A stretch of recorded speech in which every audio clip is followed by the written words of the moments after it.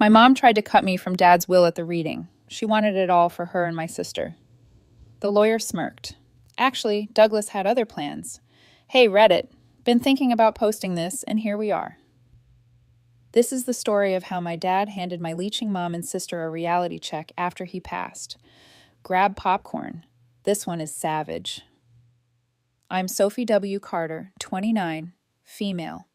Growing up, I learned pretty early that some families have normal problems, and some families have Valerie, my mother, the kind of woman who'd return a birthday gift you bought her and then complain you didn't get her anything. Here's the kind of stuff I'm talking about. I was 12 when I made the honor roll for the first time. Straight A's. Busted my ass all semester. Mom looked at the report card for about 5 seconds and said, "Well, Kelsey got Student of the Month in her class." Kelsey was 8. Her teacher gave that award to literally every kid at some point.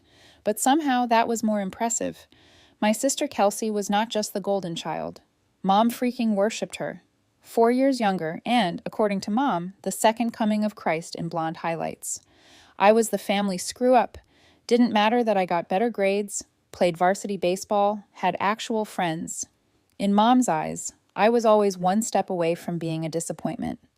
While Kelsey could have burned the house down, and Mom would have praised her for keeping warm. The kicker, when I was 17, I got a full academic scholarship to ASU's business program. Full ride, everything covered. Mom said, "That's nice, honey." 2 weeks later, Kelsey got a participation ribbon at a community theater thing. Mom threw her a party, invited the whole family, made a speech about how proud she was. I wish I was making this up. Dad saw it.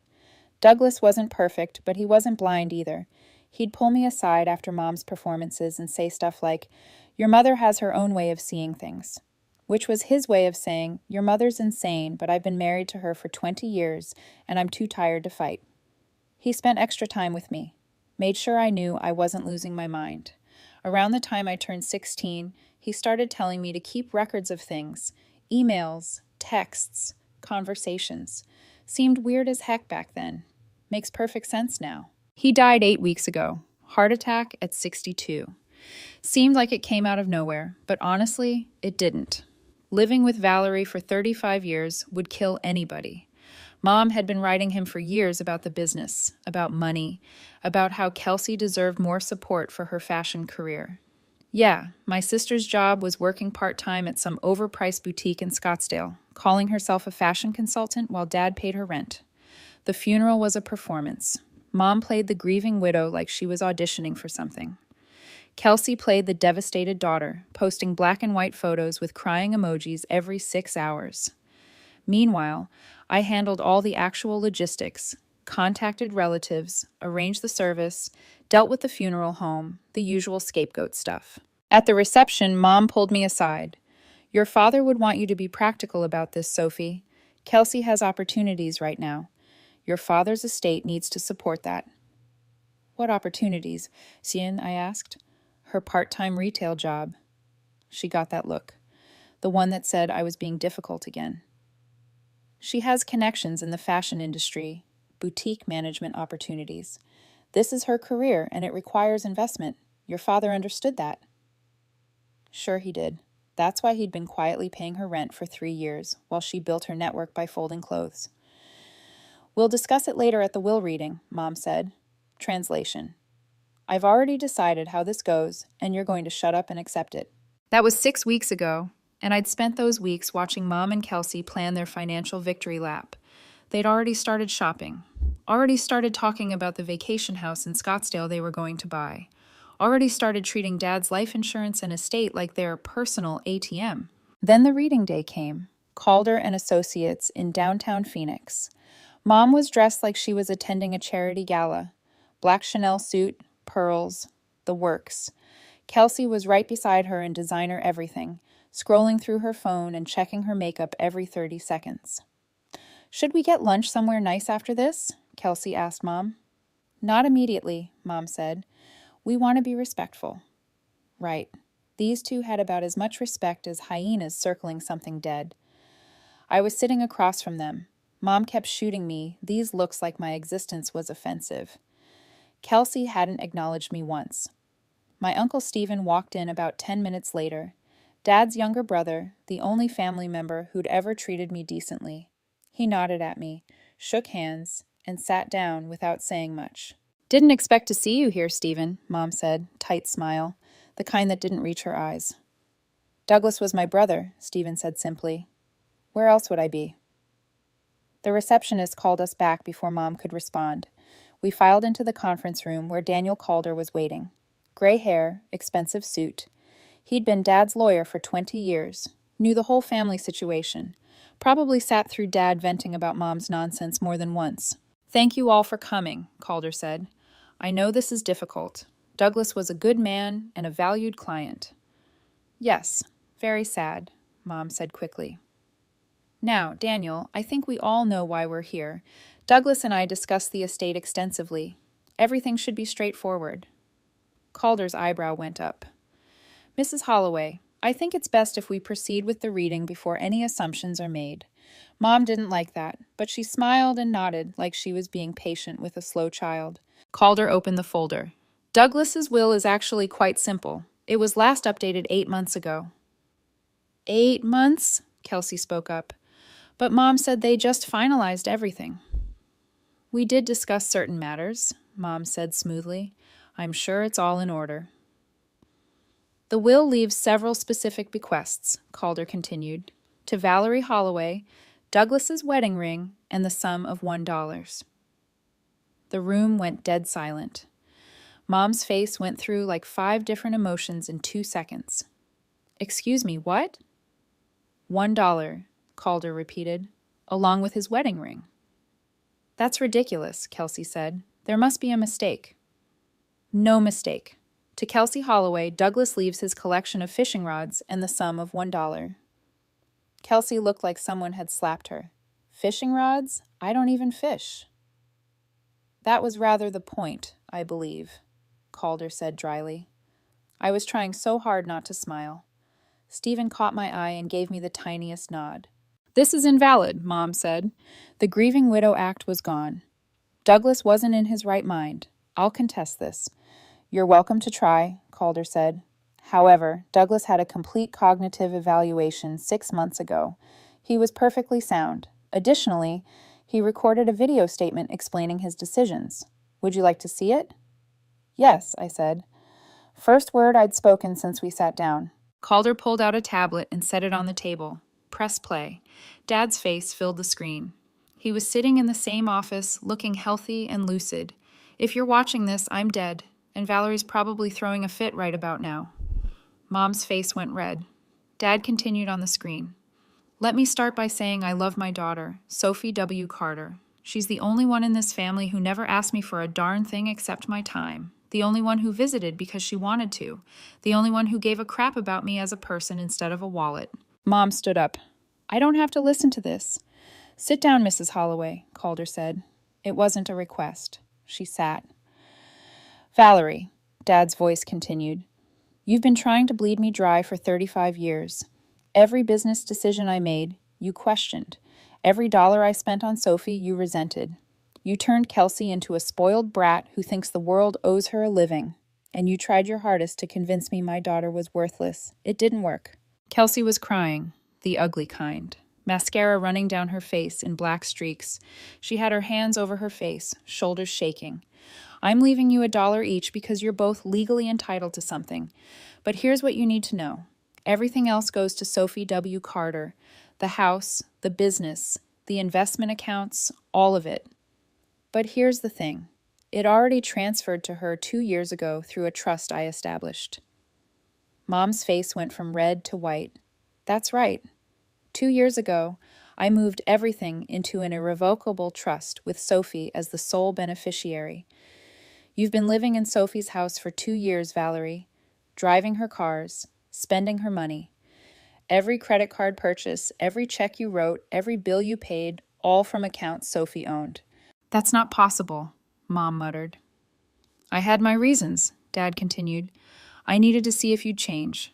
If you'd start treating your daughter like a human being once you thought the money was secured, and you didn't. You got worse. You tried to cut her out completely, told her she wasn't invited to family dinners, spread rumors about her to relatives. even tried to keep her from my hospital room when I had my health scare last year. That had been fun. Mom telling the nurses I was estranged and Sophie was not to be admitted. The nurses who'd called me because Dad had me listed as emergency contact and medical power of attorney.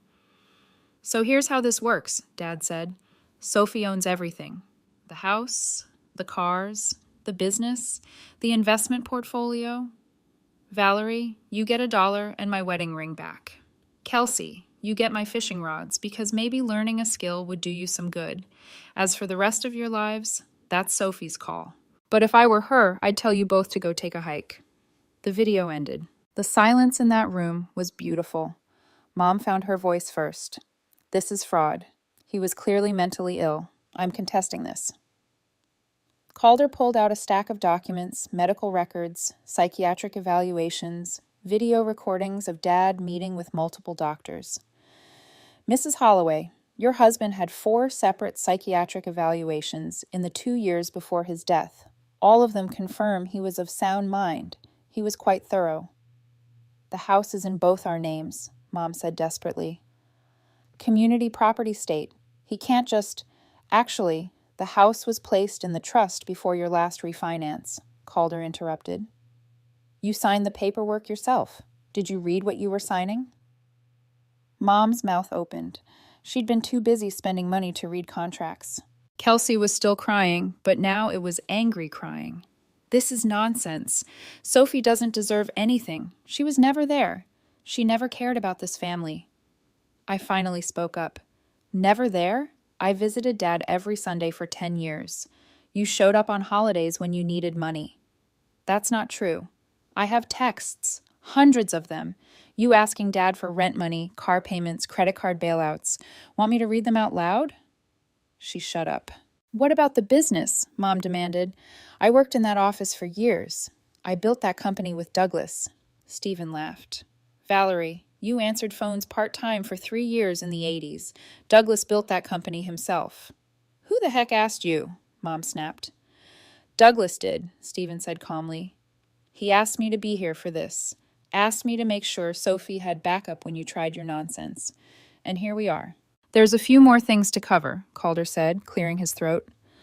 Mrs. Holloway, you have 60 days to vacate the property at 2847 Desert Ridge Lane. That's Sophie's primary residence now. 60 days?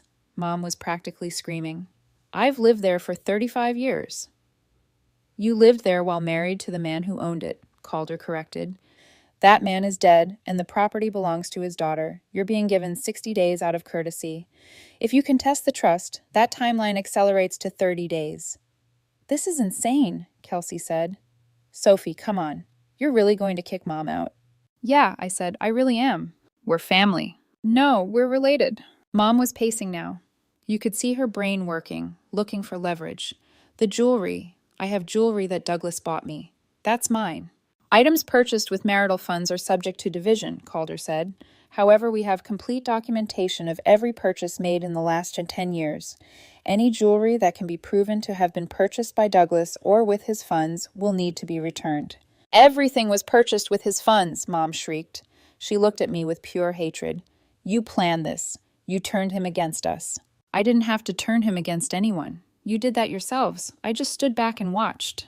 You're going to regret this, Mom said. I'll make sure everyone knows what you've done.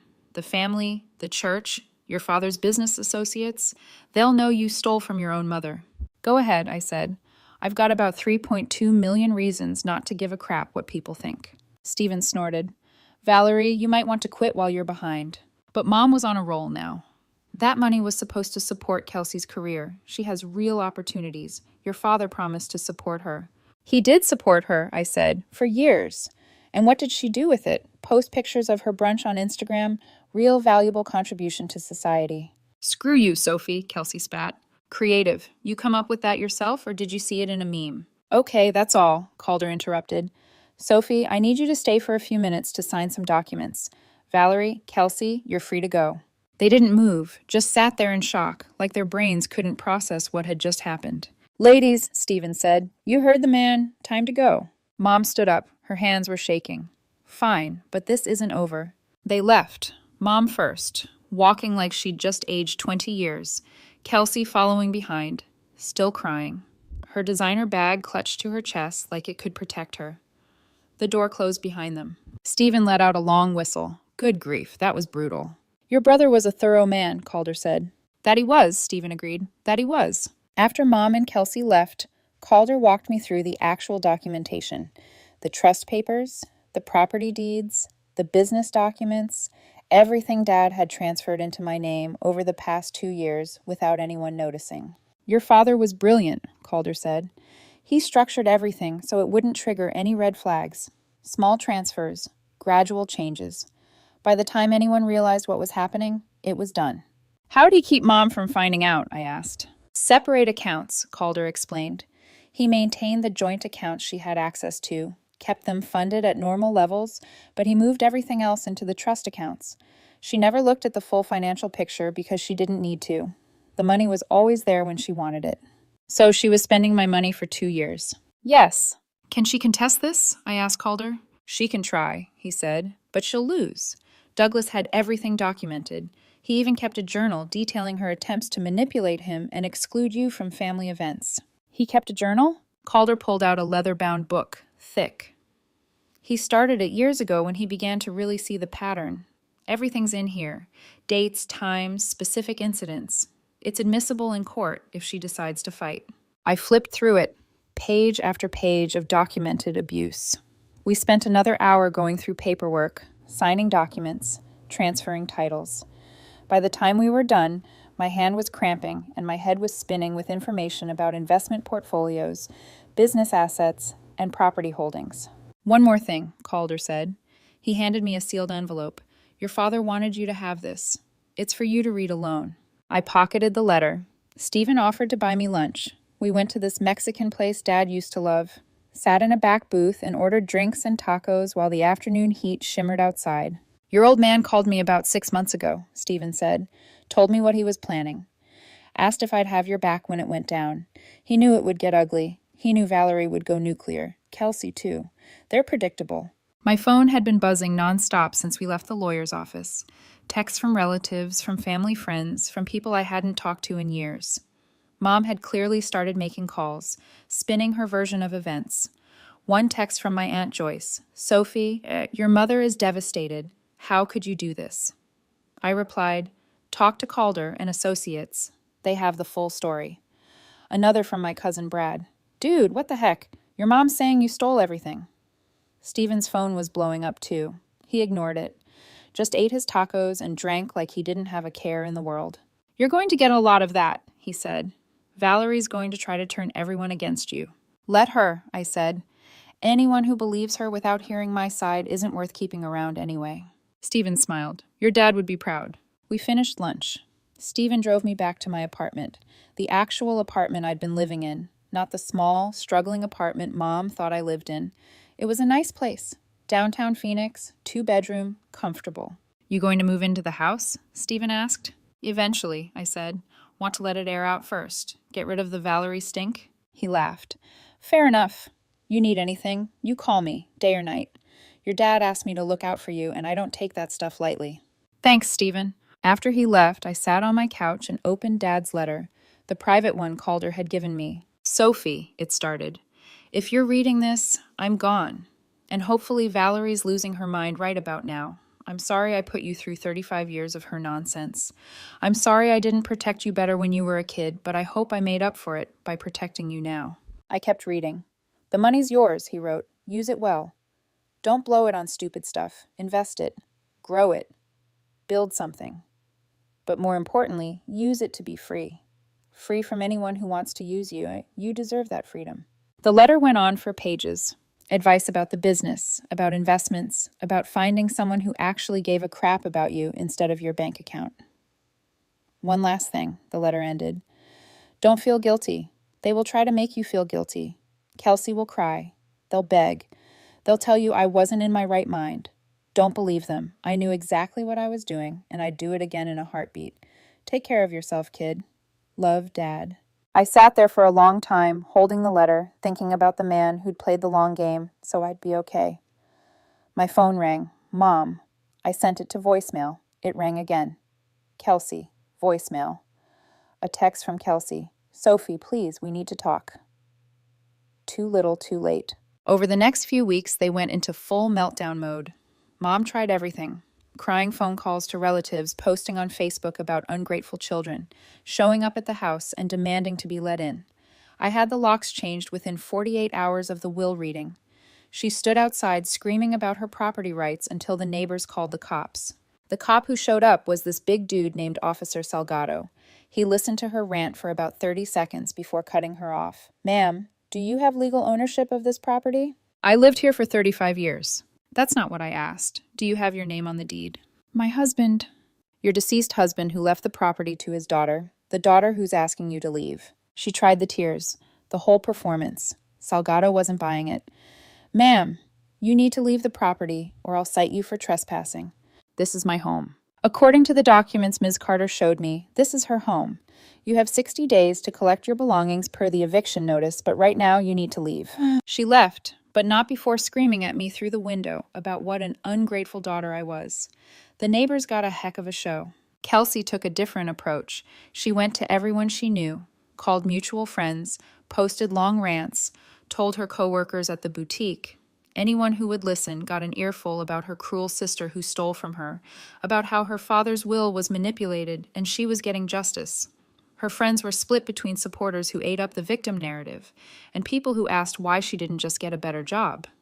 One friend commented on Facebook, "Girl, if you spent as much time working as you do complaining about your sister, you'd have your own money."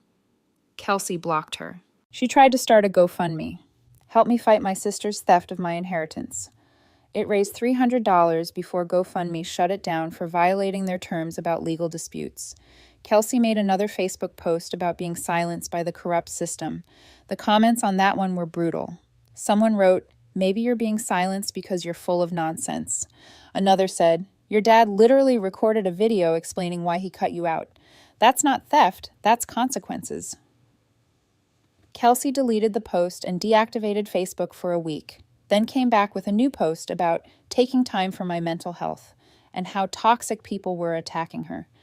The self-awareness was non-existent. Mom hired a lawyer, some ambulance chaser, who took one look at Calder's documentation and told her she had no case. She fired him and hired another one. Same result.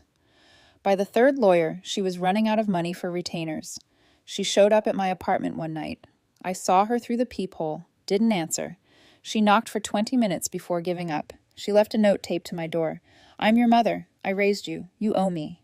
I crumpled it up and threw it away. She tried Uncle Stephen, called him crying, begging him to talk sense into me. Stephen told her to take a hike, and then called me laughing about it. She tried the whole "she's turning against family" thing, Stephen said.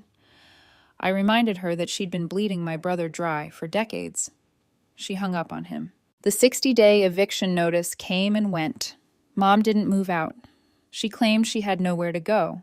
I filed for formal eviction. The sheriff showed up with a notice.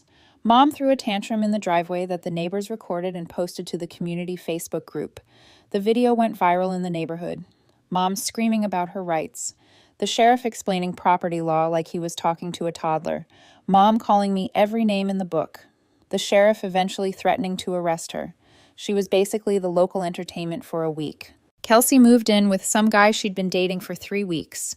Posted about how he was so supportive and understood real love. They broke up 4 days later when he realized she expected him to pay for everything. She moved back to my house, and refused to leave.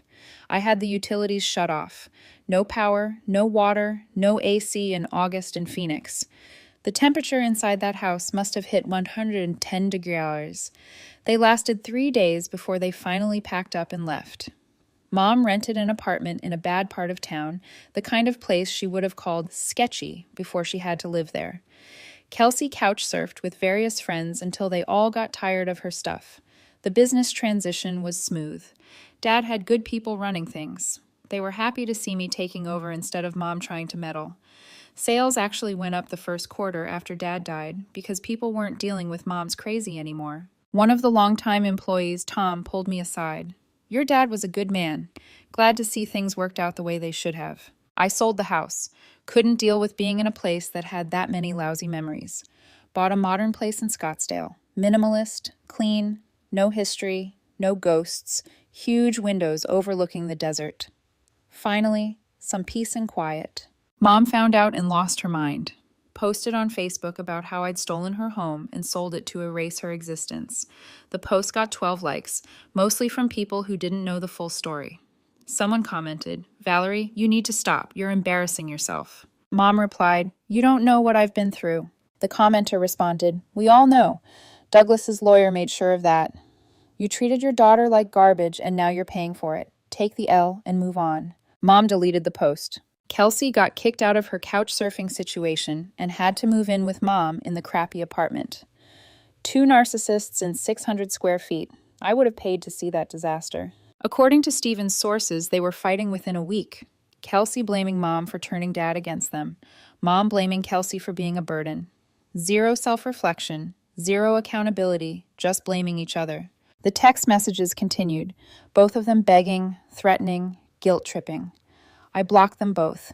They created new numbers. I blocked those too. Finally got a new number entirely and only gave it to people I trusted. Uncle Stephen reported regular updates. Mom had gotten a job at a dentist's office, receptionist work. She lasted 2 weeks before getting fired for being rude to patients. Kelsey was still at the boutique, but had her hours cut because she kept showing up late and complaining to customers about her family situation. Turns out people shopping for $300 jeans don't want to hear about your inheritance drama. One of her coworkers apparently told management, maybe if she focused on actually helping customers instead of trauma dumping on them, she'd make some commission. Kelsey got written up and started looking for other jobs. Found nothing that paid as well as Dad's monthly checks used to. About 4 months after the will reading, I got a call from Calder. Mom was trying one last challenge. She'd found some lawyer willing to take her case on contingency, claims about undue influence, about Dad not being in his right mind despite all the evidence, about me manipulating a sick old man. Calder said, "They're trying to tie things up in court, make it expensive for you, hoping you'll settle just to make it go away." How much would a settlement cost them to even propose? They're asking for $500,000. I laughed. Tell them to get lost. That's not quite the legal terminology I'll use, Calder said, but I'll convey the sentiment. I paused. Actually, I have a better idea, I said. Can you arrange a mediation face-to-face? Let them think I'm considering it. The mediation was set up at a neutral office downtown. Me, Calder, Stephen, Mom, Kelsey, and their bargain bin lawyer who looked like he'd gotten his degree online. Mom and Kelsey showed up looking rough. Mom had aged like 10 years in 4 months. Kelsey looked like she'd been eating nothing but rage. Their lawyer had "cheap suit" written all over him and desperation in his eyes. I could tell he already regretted this case. We sat down across from each other. The mediator started with her spiel about good faith negotiation, about finding common ground and family healing. I interrupted her. "How much do you owe this guy?" I asked Mom, pointing at her lawyer. "That's not relevant," the lawyer said quickly. "How much?" I repeated. Mom looked away. "He's working on contingency, right? 30% of whatever he gets. So he's motivated to squeeze me." Got it. I turned to the mediator. "Here's my offer. 0. Not now, not ever. They can spend the next 10 years in court if they want." "Sophie, please," Kelsey said. "This is killing Mom." "Really?" I said. "Because last I checked, Mom was alive and complaining on Facebook. Dad's the one who's dead." "That's not fair," Mom said. "I loved your father." "You loved his money. There's a difference." The lawyer tried to jump in. "Ms. Carter, my clients are willing to compromise. We understand emotions are high, but nothing," I said. "You took this case because you thought I'd roll over, pay some nuisance settlement to make you go away. Here's what's actually going to happen. You're going to withdraw your claim today, or I'm going to file a countersuit for attempted fraud, harassment, and abuse of process. Then I'm going to bury you in discovery, depose every person they've ever known, expose every lie they've told, make this so expensive and humiliating that you'll regret ever taking this case." The lawyer went pale. Calder slid a folder across the table. "I've already started drafting the countersuit. It names you personally for filing a frivolous claim. You'll be defending your law license, not just this case." The lawyer opened this folder, started reading. "That's unnecessarily aggressive," he said weakly. "Your clients unnecessarily sued me despite having 0 legal standing. So yeah, I'm going to be aggressive." "Daughter," Mom said, her voice smaller now, different. "I raised you. I gave you a home. Don't I deserve something for that?" You deserve what Dad gave you. The fact that you're here asking for more proves he was right about you. We're broke, Kelsey tried. We need help. Get on food stamps, Imons, I said. Get government assistance, get a second job. Do what millions of Americans do every day. Figure it out. You're really going to let your own mother live in poverty? Kelsey asked. I'm going to let her live with the consequences of her choices, I said. She had 35 years to be a decent person. She chose not to be. That's on her. Mom started crying. The ugly kind. Real tears this time, not performance tears. I'm sorry, okay? I'm sorry for everything. For how I treated you, for Kelsey, for all of it. Please, I'm begging you. I looked at her, really looked at her. This woman who'd made my childhood a living hell, who'd messed with my head for years, who'd turned my sister into a clone of herself, who tried to cut me out of my own father's will. You're not sorry you did it, I said. You're sorry it didn't work. There's a difference. The mediator tried to salvage things. Perhaps if we took a break. We're done here, I said, standing up. Calder, Stephen, let's go. As we headed for the door, Mom's voice cracked. Your father would be ashamed of you. I turned back one last time. Dad planned this entire thing. If he were here right now, he'd be laughing at you. And honestly, so am I. We left them there. The lawyer was already gathering his papers, clearly done with the case. Mom was sobbing. Kelsey was staring at the floor, probably trying to figure out which friend's couch she could crash on next. In the parking lot, Stephen clapped me on the shoulder. Ice cold, kid. I'm impressed. Think they'll drop it? I asked Calder. After that, they'd better. Their lawyer knows he's screwed if he continues. No judge is going to side with them after we present Douglas's documentation. They actually dropped it 2 days later. The lawyer pulled out, probably realizing he wasn't getting paid and definitely wasn't winning. Mom and Kelsey disappeared from my life after that. No more calls, no more texts, no more Facebook drama, just silence. Beautiful silence. 6 months after Dad died, I finally felt like I could actually breathe. The business was doing great. Revenue was up 18%. Employee morale was the best it had been in years. I'd made some smart investments with the money. Diversified portfolio, real estate, some startup ventures that looked promising. The $3.2 million was now closer to $3.5 million. Dad would have been proud. The new house felt like home. No bad memories, no ghosts, just space and light and peace. Uncle Stephen came over for dinner once a week. We'd sit on the back patio, have drinks, watch the sunset turn the desert all golden purple. Talk about Dad without Mom and Kelsey's nonsense hanging over everything. Got an update on your mom? Stephen said one evening. She's working at a call center now, night shift. Kelsey's working retail at a different mall. Good, I said. They're figuring it out. Kelsey's not on Facebook anymore. Deleted her whole account after people kept calling her out. Even better. We clinked glasses. The sunset was nuts that night. Orange and red and purple like the sky was burning. I also started dating someone. His name was Felix. He managed a local coffee shop in Tempe. Smart, funny, grounded.